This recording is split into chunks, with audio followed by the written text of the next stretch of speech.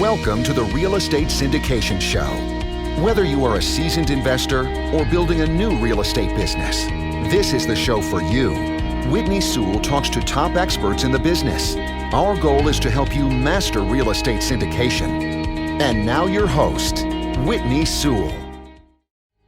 The number one reason people struggle to close deals is because they don't have enough money.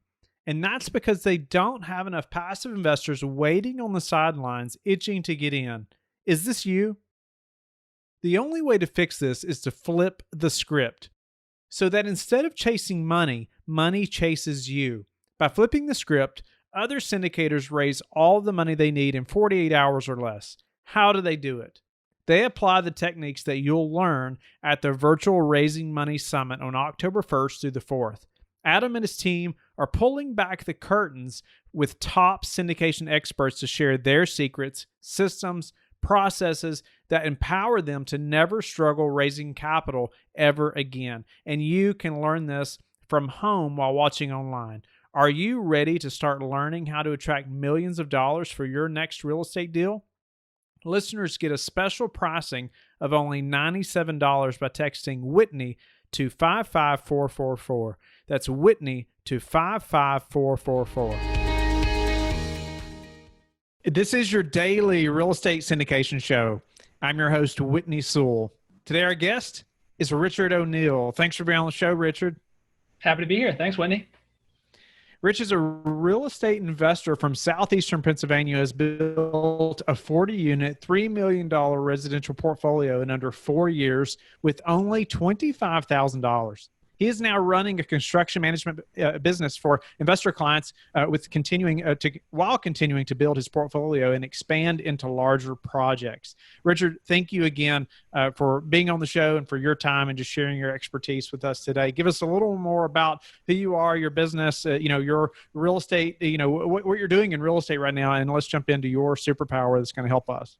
Yeah, absolutely. So I started buying single-family houses back in 2016. At the time I had a good paying job. And I was okay there. It wasn't, it was making me decent money, but didn't love it. And so I decided to quit and start buying houses, burn the boats, so to speak. And, so bought my first property in, Collingdale, Pennsylvania, just outside of Philadelphia, out of a bankruptcy sale. And we put about $25,000 into it and rented it out. And then we did that all with cash, and then we refinanced it and have been doing it again ever since. Nice. So, it's interesting. You said, you had a good job, 2016, but you learned about real estate. So you took the plunge. You talked about, burning the boats. What gave you the confidence to take that leap? I think a lot of listeners, we all dreamed of that day, right? When we got to do that. And I know a lot of people listening are as well. What was it for you that gave you the confidence to say, I'm doing this? Was it something at work that just said, I've had enough? Or was it, I've seen this model enough, I think I can do it? Explain that a little bit. So really, I have to give the credit to my wife. We were actually on our honeymoon. We all should. That's right. So we're actually on our honeymoon, talking about, I got to go back to work and all these things, blah, blah. And I'd been talking about getting into real estate and, learning about it for years before doing this. And she said, just do it. What are you waiting for? And I said, you know what, you're right. Let's just do this thing. What better time than now? So I went in the day I got back from my honeymoon, I put my 2 weeks in. And, the rest is history. So that was, she really pushed me to do it. I'm also surrounded by a lot of, entrepreneurship. So, my father-in-law is an entrepreneur. He's on his third startup now. My dad ran a home building company when I was growing up. And then obviously outside of their networks, they hang around with a lot of entrepreneurs as well. So seeing that it can happen, that it can work, was really beneficial for me.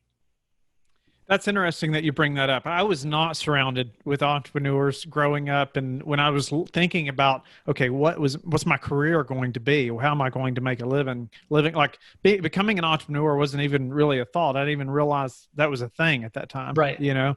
So that's so interesting. Tell me, why don't you elaborate just a little bit on how that helped you or gave you the confidence? What was it that you seen that they could do it? Was you seen their lifestyle? You seen the freedom that they had? What was it that said, okay, this is, I've seen it and I want that?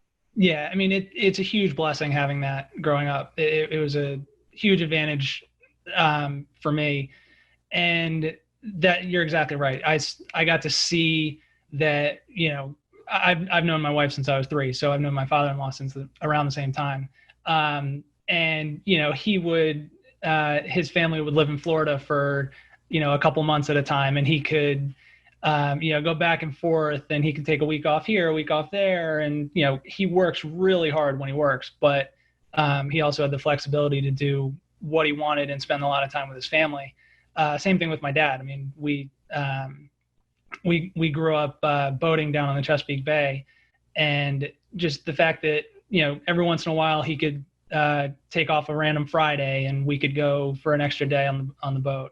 That was just, it set for me that I never wanted to work for someone else for an extended period of time, because I value that so much. And now that I've got, 2 little kids, I love being able to just, take a couple of days off here, take a couple of days off there, and go spend some quality time.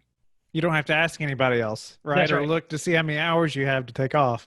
Well, Yes. I got to check with my boss, my wife, she's got That's right. But It's nice you have those priorities in order. that's right. Tell us a little about, I know you're big on goal setting. Yeah. Right. And I think you could probably teach us all a lot in this and help us to maybe educate us a little bit. How did you, learn these processes, and tell us a little bit about what you did as far as goal setting to help you reach that goal and where you're at now? Yeah. So I think I had to really start with where I wanted to be, what do I want it to end up looking like, and set the vision. So my company name, Fleming Properties, is derived from that. So I said I grew up on boats. My wife did as well. Fleming is a type of a boat that we set the goal that this company is going to buy my wife a Fleming by the time she's 39. So why 39? Yeah, I just wanted to ask. Well, I'll be 40. So okay, makes it pretty easy. And I promised her 20 years when she was 19. So 39's the date. So it started for me by setting that vision, and the fact that Fleming is now in front of me every single day, 50 times a day. I have to sign checks, and I have to really think about, is this the right place to be spending this money, or could it be going to pay for that Fleming someday? It's just a constant reminder. And whenever you can do that, I think it's really powerful. One of the other entities I own, I have investors in, that they're a family member, and all they want to do when they retire is go catch blue marlin. So guess what the name of the company is? Blue Marlin Properties. So just having that constant reminder there is really important. And then, I kind of had to work backwards from there. So I know what that boat costs. I know what it costs to run every year. And I know roughly how much passive cash flow I need to make that happen. So then you break it down into, okay, what do I need numbers wise at that date? Then step back a little bit further. How many do I need to acquire over a certain amount of time? And you just basically reverse engineer it into, what do I need to do today? All the way down to, I need to be making 5 offers this week if I want to hit my goal for this month, which is going to tie into my goal this year, these 5 years, and so forth. So that's been really important for me. Obviously that's a lot of tracking. So, I've set up some things where, we talk about leading indicators, like I was saying with the how many offers I need to make on properties to hit my goal this year, how many properties I need to go see before I make those offers, and so forth. And I track all that in Google Sheets and do my best to keep on top of it. But is that something that you track yourself, or do you have like a team of assistants that's helping you track certain things? What does that look like? So I mostly track it myself. I do have I have a bookkeeper and kind of administrative assistant. She does a little bit of both for the company. She does all the obviously financial tracking and some of the other things, but most of it's me going in and looking back at the end of the week. I have a time period set on Fridays where I say, okay, how did I do this week? And I go plug it into my dashboards. So can you give us an example of maybe some previous goals that you set for yourself, and maybe you have one that you missed, or maybe some that you hit or exceeded? Yeah. So started out really loose when I was in middle school. I guess it was. I wanted to go play Division I lacrosse. That was my goal. Not quite as easy of a metric tracking. Not that I probably had the ability to think that far ahead in middle school, but that was the goal. So most of what I did at that point was revolving around that goal. Should I go, should I go play for this travel team? Should I go to this tournament? Should I do, whatever it is? They were all kind of focused around that goal. And eventually I ended up hitting that goal. I only played a year, but I ended up having bigger, better goals. So decided I had done what I needed to after my first year. And I mean, my goal right now, I started this company with the goal of doing 50 properties in 5 years. So that'll be in August of next year will be my 5th year, and I'm at 40 so far. Was on a really good track to hit that. I had, I think, 35 at the end of last year. And in my market specifically, the lower end single family outside of Philadelphia, there's a lot of money coming in from New York, California, all these other places, and just driving up prices. So it's been really tough for me to buy deals this year. And will I hit that goal next year? I don't know. Maybe not. And I've kind of come to grips with that's okay, because I'm shifting it a little bit to maybe get into some bigger projects, some new construction, we're now starting to offer construction management as a service to other investors. I'm hiring my brother, who's a project manager for a bigger company, and he's coming to work for me to help me start that business. So we're kind of shifting that up a little bit. And, a 5-year goal is a pretty long-term goal. And if you hit it, that's phenomenal. If it's not, if things change within those 5 years, COVID especially, we bring up COVID, what better time to shift into something else that maybe is going to help you get to the goals a little bit faster, in maybe a different way than you thought before. Let's put it that way. Yeah, you talked about having those 50 properties in 5 years, and even if you got to 42, I mean, I think it's still a success, right? Yeah. If you didn't have that goal at all, you probably wouldn't have got to 20.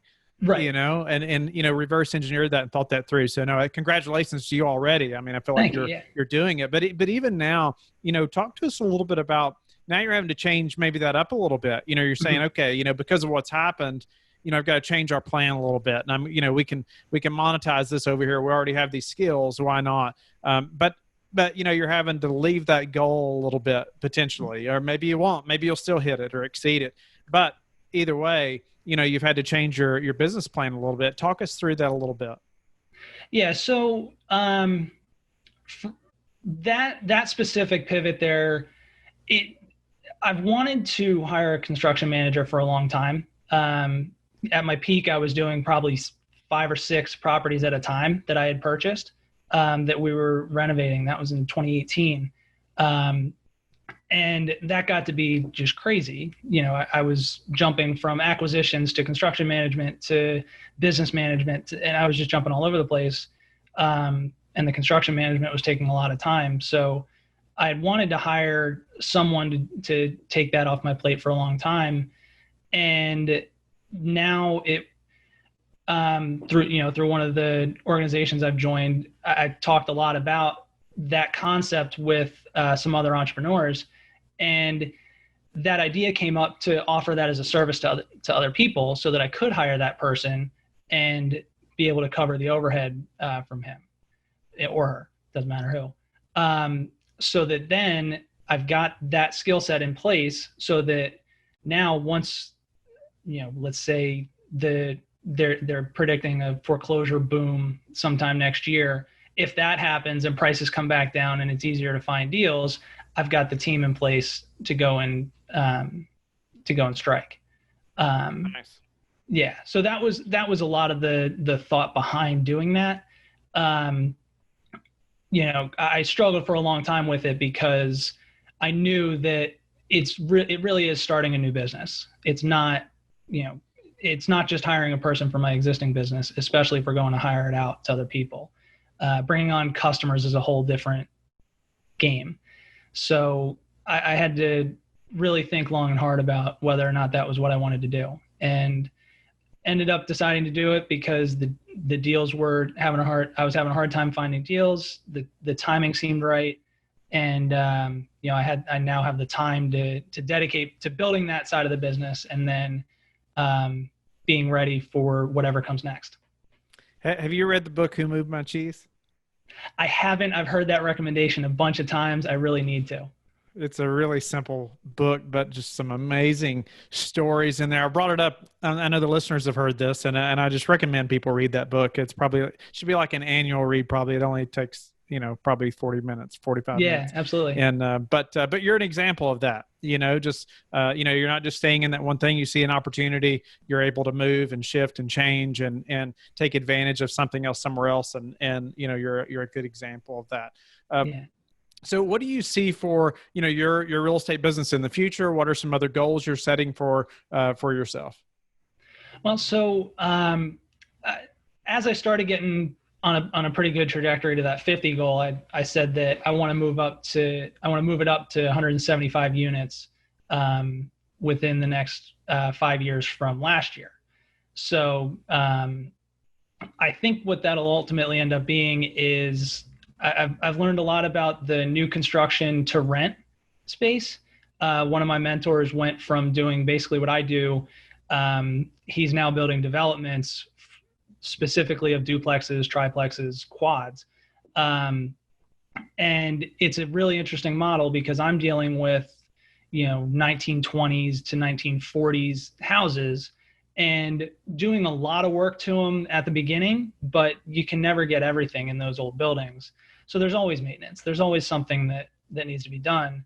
And, after talking to him about the new construction model, it's a really interesting concept to go from, a 50-year-old boiler that is going to go at some point to brand new everything. And it's all built, designed for tenants. So, you're putting in the durable flooring, the granite countertops, all these things that it's going to be difficult for tenants to break.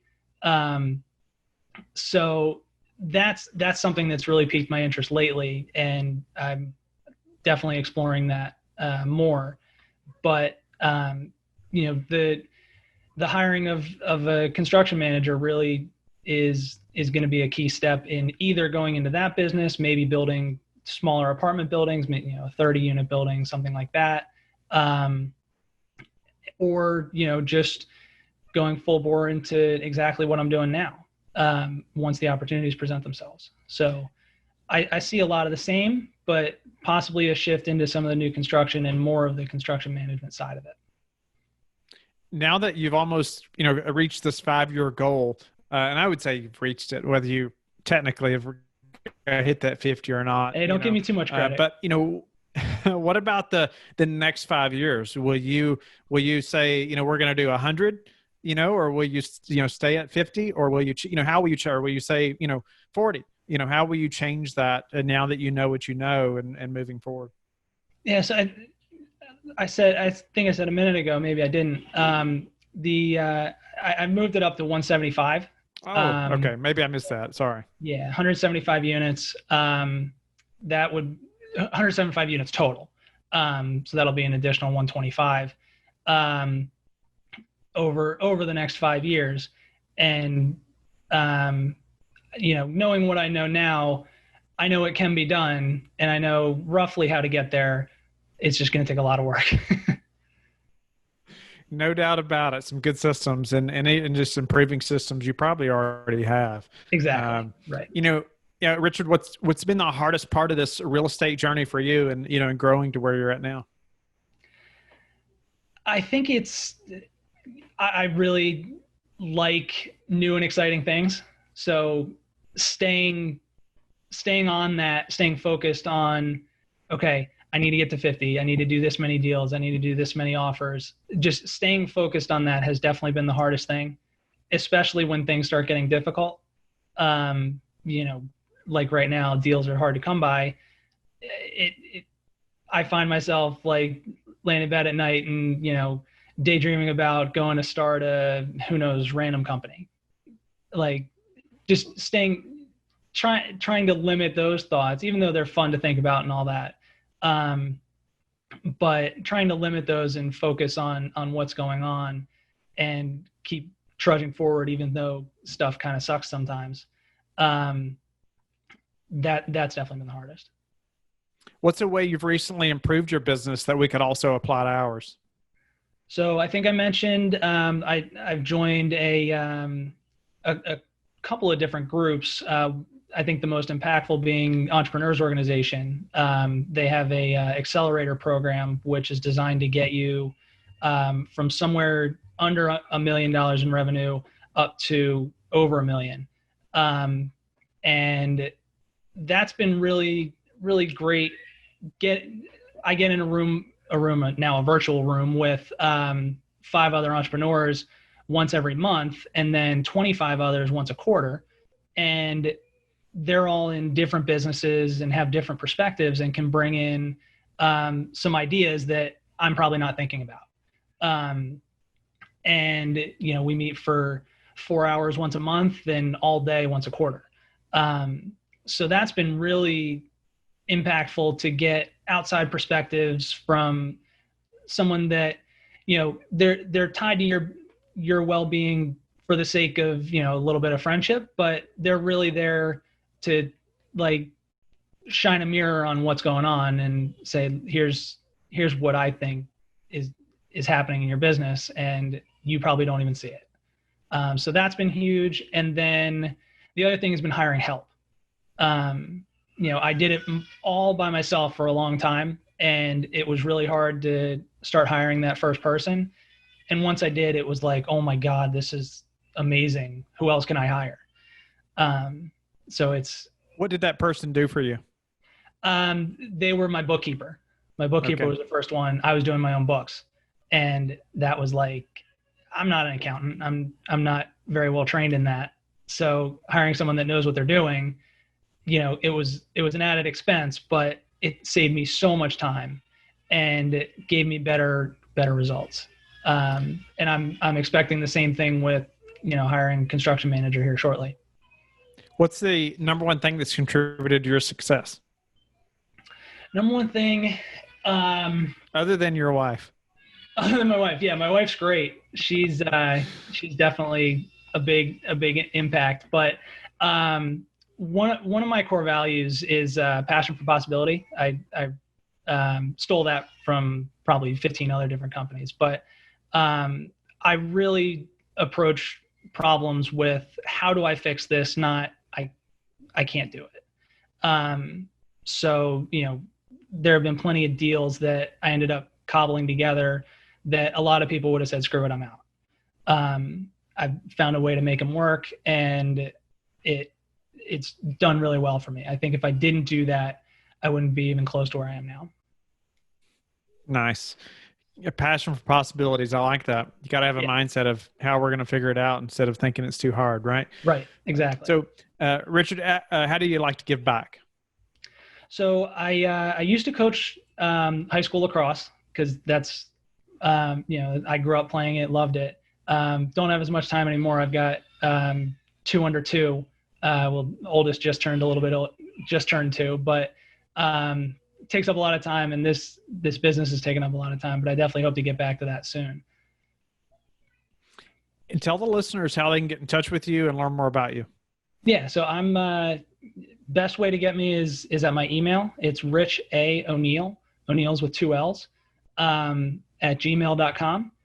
That's my personal email. I've got a couple of other ones related to the different businesses, but that's direct to me. I'm on Bigger Pockets, and I like to use Instagram every once in a while. My handle's the same thing as my email. Those are the best ways to get in touch. Thank you for listening to the Real Estate Syndication Show, brought to you by LifeBridge Capital. LifeBridge Capital works with investors nationwide to invest in real estate, while also donating 50% of its profits to assist parents who are committing to adoption. LifeBridge Capital, making a difference, one investor and one child at a time. Connect online at www.lifebridgecapital.com for free material and videos to further your success.